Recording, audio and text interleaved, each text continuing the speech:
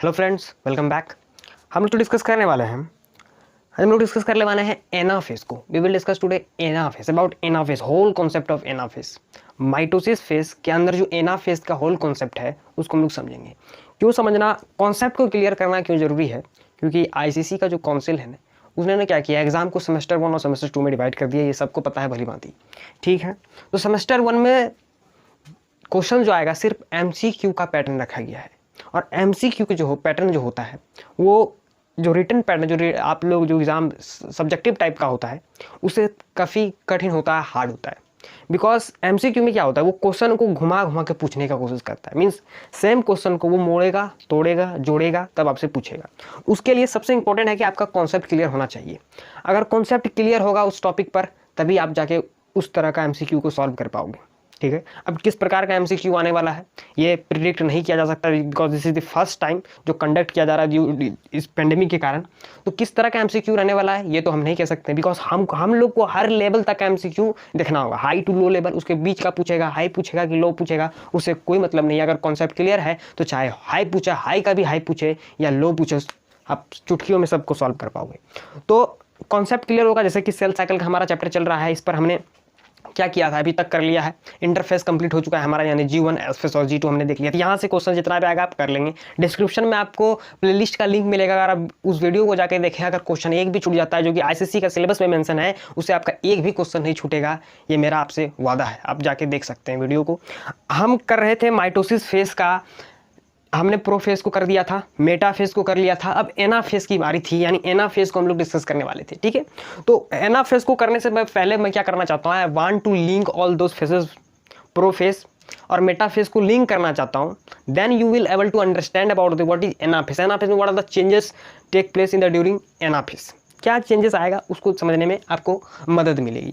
तो हमने क्या देखा था कि प्रो फेस यानी माइटोसिस की बात कर रहे हैं। माइटोसिस एक ऐसा फेस है जो कि 10 से 15% ही सेल का पार्ट होता है, 10 से 15% ही सेल का पार्ट होता है, लेकिन मुख्य काम जो है इसी दौरान होने का है, मुख्य काम इसी दौरान होता है। इसमें हमने क्या देखा था कि दो जगह भयंकर चेंज आएगा। क्या आएगा? भयंकर चेंज आएगा। एक चेंज तो आएगा किसके अंदर, न्यूक्लियस के अंदर, एक आएगा साइटोप्लाज्म के अंदर। दो जगह भयंकर चेंज आएगा।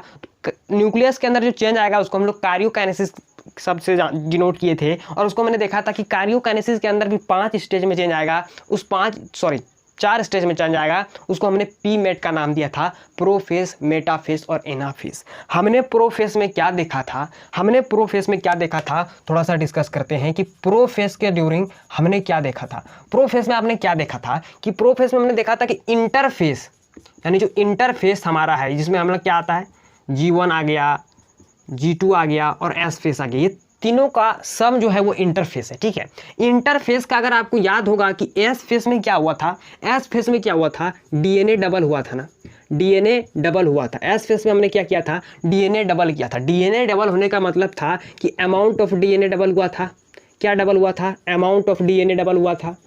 अमाउंट ऑफ DNA का डबल होने का मतलब है कि एक सिस्टर क्रोमेटिड, यानी एक क्रोमोजोम नहीं, क्रोमेटिड 2 बन गया था। एक क्रोमेटिड अपने आप को फोटोकॉपी करके क्या बनाया था, 2 क्रोमेटिड बनाया था। इसी 2 क्रोमेटिड को हम लोग क्या बोलते थे, सिस्टर क्रोमेटिड। क्या बोलते थे? सिस्टर क्रोमेटिड बोलते हैं। यही ना किया था हमने एस फेस में। अब जो यहाँ पर डीएनए डबल हुआ है, यानी अमाउंट ऑफ डीएनए डबल हुआ या सिस्टर क्रोमेटिड का डबल हुआ है, जो भी बोलिए आप इसको, इस डीएनए जो डबल जो एस फेस में हम लोग देख पा रहे हैं ना, एस फेस में जो डीएनए डबल हुआ है वो अभी भी सही नहीं है। सही नहीं कहने का मतलब आप उसको ये देख, यहाँ से देख कैसे नहीं बता सकते हैं। यहाँ पर जैसे मैं रखूँ 1 2 3, कितने लाइन्स हैं, 3, आराम से देख के बता सकते हैं। लेकिन उसके अंदर जो लाइन्स हैं कुछ ऐसे नहीं दिए रहेंगे, एकदम मस्त तरीके से आपको दिख रहे होंगे, एकदम simply you can see it and you can से कि 3 लाइन है कि 4 लाइन है। ऐसा सिंपल वहाँ पर क्रोमोसोम डबल नहीं हुआ। डबल हुआ भी तो इस स्टेज में हुआ कि कैसे कैसे किधर डबल हुआ पता नहीं। यहाँ डबल क्या हो गया है, डबल पता चल रहा है, डबल पता चल रहा है कि कितना है, इसमें नहीं पता चल रहा है। डीएनए डबल हुआ है, ठीक है। हमने कहा कि एस फेस में जो डीएनए डबल हुआ था ना, वो कैसा था, नॉट ए डिस्टेंट, वो डिस्टेंट नहीं था, स्टिल इंटरवाइंड। स्टिल इंटरवाइंड मतलब उलझा हुआ था, उसको सुलझाने की जरूरत थी, क्योंकि डीएनए सुलझेगा, यानी वो डीएनए अगर क्रोमोजोम सुलझेगा क्या बनेगा, क्रोमोजोम बनेगा। क्रोमोजोम वाली वीडियो में मैंने बताया था, जब तक क्रोमोजोम नहीं बनेगा तो क्रोमेटिड अलग नहीं होगा, और क्रोमेटिड जब अलग नहीं होगा तो 2 डॉटर सेल के अंदर same amount of DNA, same चीज, जीन, सेम डीएनए जो है वो कैसे जाएगा, सिंपल सी बात है। तो इसमें क्या होता था, प्रोफेज के दौरान क्या होता था, जो जो डीएनए था या जिसको बोलते हैं क्रोमेटीन, तो क्रोमेटीन या डीएनए जो है वो क्या करता था, वो डिस्टेंट होना शुरू होता था, कंडेंस होना शुरू होता था, और क्या बनाता था, कंडेंस होना शुरू होता था और क्रोमोजोम बनाना शुरू करता था। इसी फेस में जो है क्रोमोजोम हमको विजिबल हो जाता है। क्या हो जाता है, क्रोमोजोम विजिबल हो जाता है किसके साथ, टू सिस्टर क्रोमेटिड के साथ, दो सिस्टर क्रोमेटिड के साथ, यानी कुछ ऐसा। ये क्रोमोजोम हमको विजिबल कब हो जाएगा, इसी प्रोफेज के दौरान विजिबल हो जाएगा। हमने क्या देखा था, और हमने एस फेस में क्या देखा था, और क्या डबल हमने किया था, हमने देखा था कि एक सेंट्रियोल होता है जो कि स्पेशली किस में प्रेजेंट होता है, सिर्फ और सिर्फ एनिमल सेल में प्रेजेंट होता है। एक सेंट्रियोल सेल ऑर्गेनिल है जो कि सिर्फ और सिर्फ किस में प्रेजेंट होता है, एनिमल सेल में प्रेजेंट होता है। किस में प्रेजेंट होता है, एनिमल सेल में प्रेजेंट होता है। ये सेंट्रियोल क्या किया था, अपने आप को डबल किया था, फॉर्म, ये सेंट्रियोल डबल हो चुका है, अपने आप को डबल कर चुका है, किसमें, एस फेस के दौरान ही सेंट्रियोल डबल हो चुके थे। ये जो सेंट्रियोल है, ये सेंट्रियोल जो है ये अपने आप को डबल कर चुका है, किसमें, एस फेस के दौरान। ये सेंट्रियोल जब डबल कर चुका है तो प्रोफेज में इसका क्या होगा, देखिए प्रोफेज में होना है, इस सेंट्रियोल के चारों ओर surrounding this centriole one radiating rays will come. क्या आ जाएगा, रेडिएटिंग रेस विल अपेयर। सूर्य का जो किरण होता है ना, उसी की तरह अपेयर होगा एक रेडिएटिंग रे। ठीक है, इस रेडिएटिंग रे का जो रे है, इसको बोलते हैं माइक्रोट्यूब्यूल। क्या बोलते हैं, माइक्रोट्यूब्यूल। ये जो रेडिएटिंग रे है ये माइक्रोट्यूब्यूल का बना होता है। ये माइक्रोट्यूब्यूल क्या है, एक प्रोटीन है, कुछ नहीं है, क्या है, ये एक प्रोटीन है। माइक्रोट्यूब्यूल क्या है, यहाँ पे प्रोटीन। ये हम बोलेंगे कि सेंट्रियोल प्लस माइक्रोट्यूब्यूल और रेडिएटिंग रे। ठीक है, ये जो रेडिएटिंग रे आ गया, सेंट्रियोल प्लस दिस रेडिएटिंग रे, सेंट्रियोल, हम अभी लिख रहे हैं कि सेंट्रियोल प्लस रेडिएटिंग रे। आप रेडिएटिंग रे की जगह लिख सकते हो माइक्रोट्यूब्यूल, ये अच्छा रहेगा।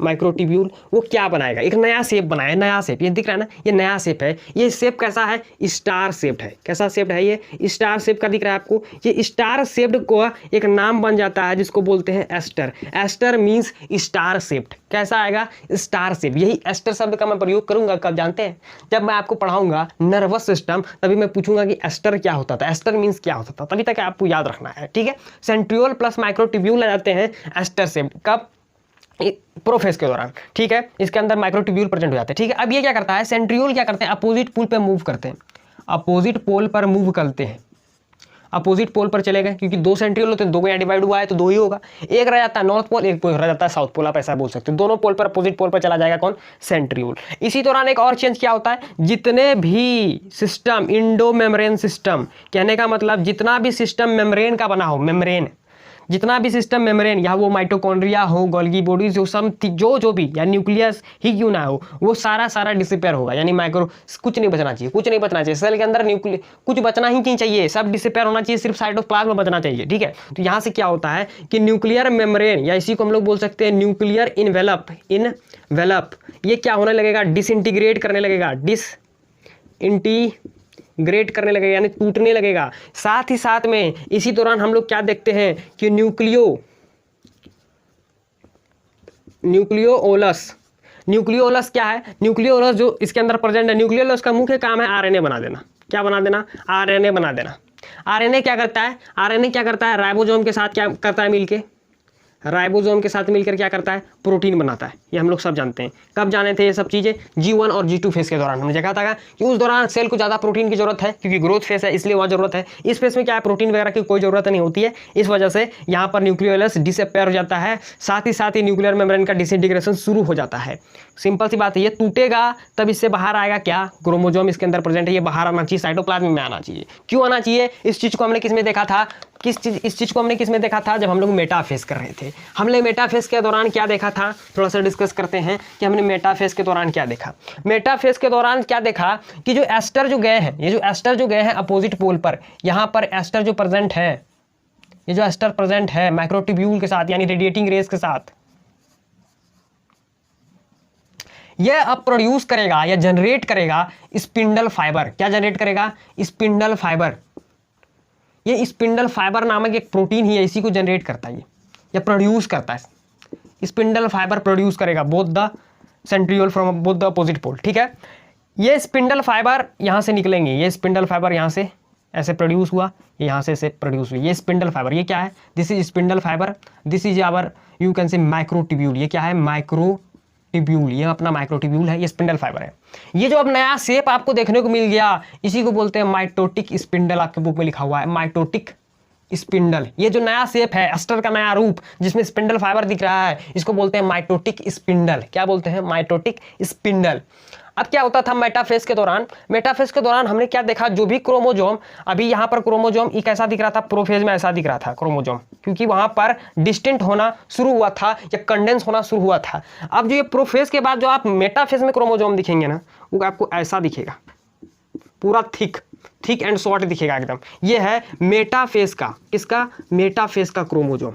और ये जो क्रोमोजोम होता है, ये ओरिजिनल शेप होता है क्रोमोजोम का। कैसा शेप होता है? ओरिजिनल शेप होता है। इसीलिए कहा जाता है कि अगर आपको क्या देखना है? क्रोमोजोम देखना है, क्रोमोजोम का नंबर देखना है, क्रोमोजोम का एक्चुअल शेप देखना है, आप कहाँ जाइए? मेटाफेज में जाइए। मेटाफेज के दौरान आप क्या देखोगे?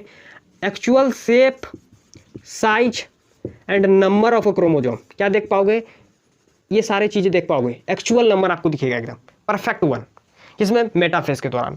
ठीक है, जो क्रोमोजोम कंडेंस होने स्टार्ट हुए थे, पूरा नहीं हो पाए, वो मेटाफेज में हो जाएंगे। सिंपल सी बात है। ये माइटोटिक स्पिंडल क्या करेगा? रिलीज करेगा स्पिंडल फाइबर। और ये स्पिंडल फाइबर क्या होता है? हमने देखा कि ये क्या ये अपनी क्रोमोजोम है। क्रोमोजोम के बीच में प्रेजेंट रहता है सेंट्रोमियर। याद होगा आपको, बीच में क्या प्रेजेंट रहता है? सेंट्रोमियर। इस सेंट्रोमियर पर जो है ना, ये सेंट्रोमियर पर एक प्रोटीन प्रेजेंट रहता है, जिसको बोलते हैं काइनेटोकोर। क्या प्रेजेंट रहता है? काइनेटोकोर एक प्रोटीन प्रेजेंट रहता है। इस काइनेटोकोर प्रोटीन में दोनों साइड से स्पिंडल फाइबर, एक इस पोल से एक पोल से, एक क्रोमोजोम पर दो स्पिंडल फाइबर अटैच होते हैं। सिंपल सी बात है, दो स्पिंडल फाइबर अटैच होते हैं। ये मैंने पहले ही डिस्कस कर लिया है पिछले वीडियो में, उसी को मैं दोबारा डिस्कस कर रहा हूँ क्योंकि आपको लिंकेज मिल सके इस वजह से।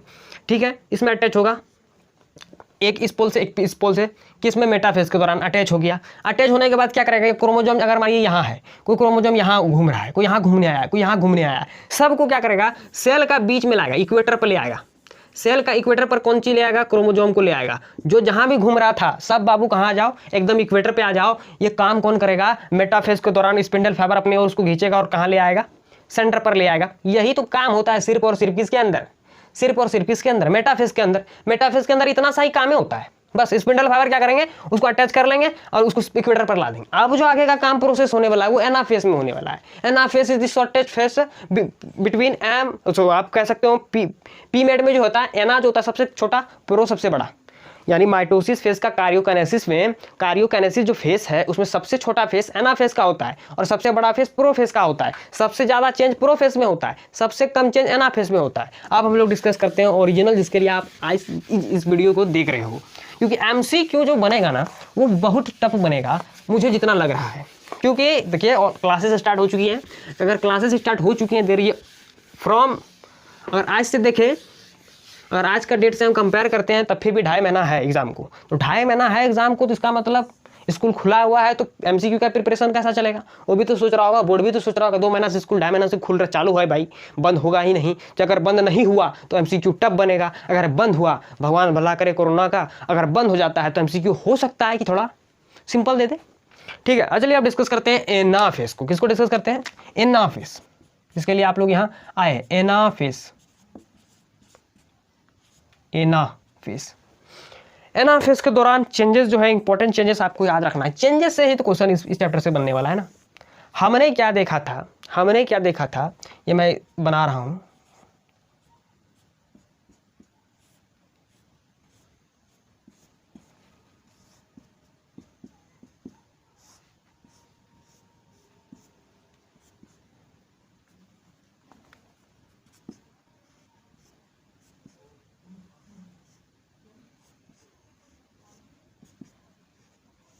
ये सारा जो चेंज आपको देखने को मिल रहा है, यानी ये इक्वेटर पर जो क्रोमोजोम दिख रहा है, इतना सारा चीज हो गया था मेटाफेज के अंदर। इतना सारा चीज किसके अंदर हो गया था? मेटाफेज के अंदर हो गया था। यानी कि हमारा क्रोमोजोम इक्वेटर पे आ गया था। इतना सा चीज हो चुका था। एनाफेज में क्या होगा? एनाफेज में क्या होगा? पहले थ्योरी पार्ट के जैसा डिस्कस कर लेते हैं, तब पॉइंट वाइज डिस्कस करेंगे। होता क्या है, ये जो क्रोमोजोम था अपनी, ये जो आप क्रोमोजोम देख रहे थे जो कि इक्वेटर पे अलाइन थे, यहाँ से जो है, यहाँ से अपनी भैया कौन लगे हुए थे? स्पिंडल फाइबर बाबू लगे हुए थे, ऐसे ज्वाइंट थे इसमें। यहाँ पर भी थे, यहाँ से स्पिंडल फाइबर ऐसे ज्वाइंट थे। अब जो स्पिंडल फाइबर यहाँ ज्वाइंट थे, अब ये क्या करेंगे स्पिंडल फाइबर? स्पिंडल फाइबर की एक खूबी होती है, क्या होती है? स्पिंडल फाइबर की एक खूबी होती है। स्पिंडल फाइबर जो यहाँ से निकल रहा है, इसकी एक खूबी होती है। खूबी यह होती है कि ये आया है रस्सी लेके, ये रस्सी ये मान लेते हैं, दिस धागा, फाइबर, तो फाइबर जितना भी वो धागा ही है। वो धागा लेके आया है, आपको बांधने लाया है, अपने घर ले जाना है। कहाँ आया है? स्पिंडल फाइबर क्या करने आया है? क्रोमोसोम को बांधने आया है। बांधेगा, बांध के टूटे घींचे कुछ भी हो, इसको अपने घर तक पहुंचाएगा। यानी क्या करेगा? कंट्रैक्शन करेगा। क्या करेगा? कंट्रैक्शन। कंट्रैक्शन मतलब अपनी ओर खींचना, उसको अपनी ओर खींचेगा, कंट्रैक्शन करेगा। मैं बोलूँ कि कोई चीज़ है बाबू, ऐसे यहाँ पर जुटा है, यहाँ से आप खींच रहे हो इसको, पीछे से ये खींच रहा है, दोनों तरफ से फोर्स लग रहा है, यहाँ भी फोर्स लगा रहा है, ये भी फोर्स लगा रहा है, कंट्रैक्शन कर रहा है तो फोर्स ही लग रहा है। तो फोर्स लगने से चलते क्या होगा? ये ब्रेक डाउन हो जाएगा, ब्रेक डाउन हो जाएगा। ये कुछ ऐसे ब्रेक डाउन नहीं हो जाएगा, टूट जाएगा, ऐसे टूट जाएगा। टूट जाएगा तो एक पार्ट बोलेगा तुम इधर चल जाओ, ये इधर खींच के इसको इधर ले आएगा। दो हाथ है, दोनों हाथ को खींच रहा है, एक इधर से खींच रहा है, एक इधर से खींच रहा है, टूट के एक ऊपर चला जाएगा, एक उसके पास, एक उसके पास चला जाएगा। यही होगा, यहाँ पर पावर लग रहा है, यही हो सकता है ना। एग्जैक्टली यहीं पर यही होता है। यहाँ पर जो होता है, ये जो क्रोमोजोम है, क्रोमोजोम के बीच वाला क्या है? सेंट्रोमियर है, याद रखना है। सेंट्रोमियर, ये कितना 1000 बार आ गया है सेंट्रोमियर, इस 4-5 वीडियो का लेक्चर में 1000 बार हमने सेंट्रोमियर बोला। सेंट्रोमियर क्या करता है? जितना भी ये जो सेंट्रोमियर है, जितना भी क्रोमोजोम होगा मान लेते हैं सेल के अंदर, वो क्रोमोजोम्स जो है, क्रोमोजोम सेंट्रोमियर से टूट जाता है। सेंट्रोमियर से जितना भी क्रोमोजोम का सेंट्रोमियर है वो डिवाइड कर जाता है। यह क्या किया? सेंट्रोमियर डिवाइड कर गया। ये क्रोमोजोम जो है, एक्चुअली ये क्रोमोजोम मान लिया क्रोमोजोम 1 है, ये डिवाइड कर गया। क्या कर गया? डिवाइड कर जाता है, स्प्लिट कर जाता है या डिवाइड कर जाता है। जितना भी आपको क्या दिख रहा है, centromere of all chromosomes split और divide, centromere of all chromosomes split और डिवाइड कर जाता है। यही होता है। स्प्लिट हो गया, पावर लग रहा है तो स्प्लिट हो जाएगा, पावर लग रहा है स्प्लिट हो जाएगा तो क्या हो जाएगा? इसके पास एक पार्ट, इसके पास एक पार्ट, इसके पास एक पार्ट, इसके पास एक पार्ट, इसके पास एक पार्ट, घिसते रहो भाई। तुम अपना घर ले आओ, वो अपना घर ले जाएगा। यही तो होगा। मैंने आपको याद कीजिए, जब अमाउंट ऑफ डीएनए और पोलैरिटी वाला कॉन्सेप्ट पढ़ाया था, कि मैंने बोला था ये क्रोमोजोम है ना, ये वाला जो भाग है, ये जो भाग है, ये जो भाग है, एग्जैक्ट कॉपी किसका है? ये वाला का। एग्जैक्ट कॉपी किसका है? ये वाला का। इसीलिए दो डंटी जो है, इसको क्रोमेटिड बोलते हैं, एक्चुअली में सिस्टर क्रोमेटिड बोलते हैं। जो इस डंटा में जो है ना बाबू, वही इस डंटा में है। एक डंटा उधर चला गया, एक डंटा इधर रह गया, इसको भी क्रोमोजोम बोलेंगे और इसको भी क्रोमोजोम बोलेंगे। ये कैसा क्रोमोजोम है याद कीजिए, मैंने आपको बताया था ये कैसा क्रोमोजोम है। ये हो गया अब हिप्लोइड। यहाँ पर कैसा था? डिप्लोइड। यहाँ 2n था और यहाँ सिर्फ n रह गया। अगर ये कॉन्सेप्ट क्लियर नहीं है तो डिस्क्रिप्शन में वीडियो पड़ा है, जाके देखिए महाराज, वहाँ पर आपको मिलेगा अमाउंट ऑफ डीएनए और पोलैरिटी वाला कॉन्सेप्ट। अगर आप उसको कर लेते हैं तो ये आपका क्वेश्चन यहाँ से बिल्कुल नहीं फंसेगा। मैं उसको भी डिस्कस नहीं करने वाला हूँ, क्योंकि बहुत लंबा वीडियो चला जाएगा। आप कृपया करके वहाँ से देख लें, आपको समझ में आ रहा होगा। जो देखे होंगे उसको पक्का समझ में आ रहा होगा कि ये अब क्रोमोजोम का रूप ले लिया। ये अब क्या कहलाएगा? क्रोमोजोम कहलाएगा। क्यों क्रोमोजोम कहलाएगा? ये भले एन हो गया, ये अब हिप्लोइड हो गया, लेकिन तब फिर भी क्रोमोजोम है। फॉर एग्जांपल ये अपनी क्या है? ये अपनी क्या है? 46 नंबर मान लेते हैं कि ये क्रोमोजोम है, ठीक है। क्रोमोजोम का संख्या ह्यूमन में कितना रहता है? 46 रहता है, ठीक है। ये 46 रहता है। मैं बोलता हूँ अभी मैं क्रोमोजोम बना रहा हूँ तो क्या करेगा? ये 46 डिवाइड होगा ना, मान लेते हैं 46 डिवाइड किया तो ये भी 46 इधर बनाएगा और ये भी 46 इधर बनाएगा। तब तो ये 46 दूसरा सेल में जा पाएगा और ये 46 दूसरा सेल में जाएगा, क्योंकि सेल को तो डॉटर सेल में डिवाइड करना है। सेल को तो डॉटर सेल में ना डिवाइड करना है ना जी। ये सेम चीज होता है इसके अंदर। क्या चेंज हो गया कि स्पिंडल फाइबर अटैच किया, कंट्रैक्ट किया, सेंट्रोमियर से क्रोमोजोम टूट गए। टूटने के बाद क्या हुआ? ये एक इंडिविजुअल क्रोमोजोम कहलाने लगा। क्रोमोजोम कहला रहा है कि नहीं कहला रहा है? नाउ इज दिस जो सिस्टर क्रोमेटिड है ये क्या कहलाने लगा? आप क्रोमोजोम कहलाएगा। यही चीज़ होता है। और इसमें मुख्य चीज़ क्या होता है उसको देखिए, और एक ही मुख्य चीज़ इसके अंदर होगा और कुछ नहीं होता है। मेनली अगर याद करना है तो दो ही चेंज तो हुआ ही इसके अंदर। अब क्या होगा जानते हैं? यहाँ पे ना, यहाँ पर क्या होगा जानते हैं? यहाँ पर कंस्ट्रिक्शन डिवाइड होगा। फ्यूरो, जिसको फ्यूरो नाम से बोला जाता है। ऐसा डिवाइड होने का मतलब क्या है? ऐसा डिवाइड होने का मतलब अगर बीच में अब ऐसे टूटने वाला, ये ऐसे धीरे धीरे आएगा, ऐसे टूट जाएगा। ये कंस्ट्रिक्शन इसको बोलते हैं। कंस्ट्रिक्शन डिवाइड होगा, यानी स्टार्ट हो जाएगा, डेवलप होगा सेल के अंदर। कंस्ट्रिक्शन डेवलप होगा। ये कंस्ट्रक्शन क्या है? बल्जिंग पार्ट होगा, बल्ज होगा, धीरे धीरे से सड़ जाएगा, ये टूट जाएगा, इधर ये टूट जाएगा। इसलिए कंस्ट्रिक्शन कब होता है? कब स्टार्ट हो जाता है? तो एनाफेज के अंदर स्टार्ट हो जाता है। कब स्टार्ट हो जाता है? एनाफेज के अंदर स्टार्ट हो जाता है। यही तो चीज़ है।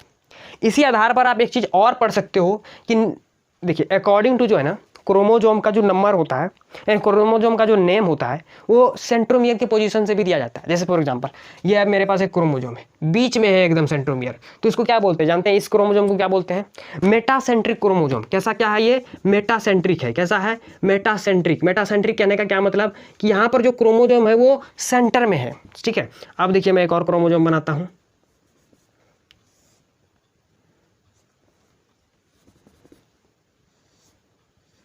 ये अब सेंटर में नहीं है, कहाँ है? कहाँ है? सब मेटासेंट्रिक, थोड़ा सेंटर से हट गया, इसीलिए इसको बोलते हैं सब मेटासेंट्रिक। कैसा है? सब मेटासेंट्रिक है। अब और मैं क्रोमोजोम बनाता हूं, देखिए उसमें कैसा बनेगा। यहां है सेंट्रोमियर। कहाँ है सेंट्रोमियर? यहां है। इसको बोलते हैं एक्रो क्या बोलते हैं? एक्रोसेंट्रिक। क्या बोलते हैं? एक्रोसेंट्रिक। एक और बनाता हूं, जहां पर एकदम टर्मिनल रेंज पर आपको मिलेगा। ये है अपनी क्रोमोजोम, यहाँ है। ये हो गया टर्मिनल रेंज पर, इसीलिए बोलते हैं इसको टेलो। टर्मिनल के लिए यूज क्या करते हैं? वो टेलो सेंट्रिक। सेंट्रोमियर कहाँ पर है? टर्मिनल रीजन पर, इसलिए इसको टेलोसेंट्रिक।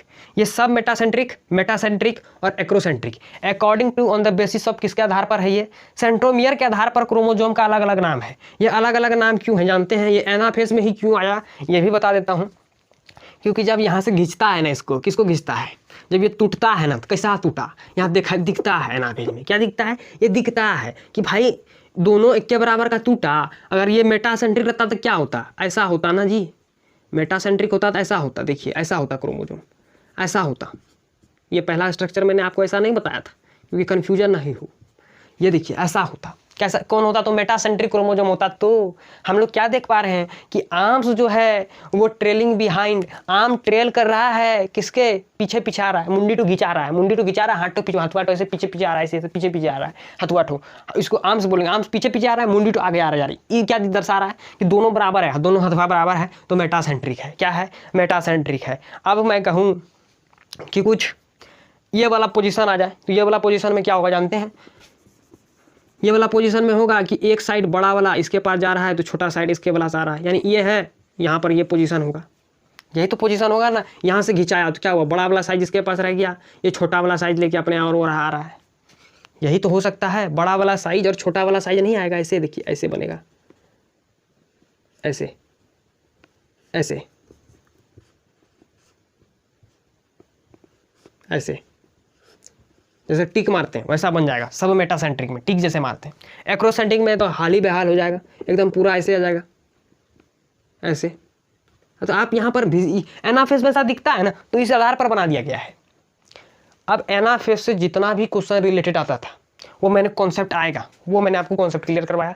एमसीक्यू अब इससे जितना रिलेटेड आएगा, चाहे आप सलीना पढ़ रहे हो, विवा कॉन्सेप्ट, विवा का बायोलॉजी बुक पढ़ रहे हो, कुछ भी पढ़ रहे हो, इससे बाहर एमसीक्यूज पर आ ही नहीं सकता है अगर आप इसे बढ़िया से देखे होंगे। All the topic which I had given on the first chapter of cell cycle और सेल डिवीजन, उस पर आपने देख लिया वीडियो, तो आपको मैं 100% बोल रहा हूं कि एमसीक्यू नहीं छूटेगा। और जो आईसीसी और जो अपना सिलेबस है उसके बाहर से क्वेश्चन नहीं आ सकता है, सिलेबस के अंदर से ही क्वेश्चन आने वाला है। तो सिलेबस मैंने पूरी तरह से कंप्लीट कराया है। एमसीक्यूज मैं वीडियो मतलब लेक्चर जो है एक चैप्टर वाइज खत्म होने के बाद एमसीक्यू प्रिपेयर करके आप तक हो सकता है कि मैं दूं। ये मैं सोच रहा हूँ, देखता हूँ क्या होता है। ठीक है, तब तक मिलते हैं नेक्स्ट वीडियो में। तब तक के लिए धन्यवाद। जय हिंद, जय भारत।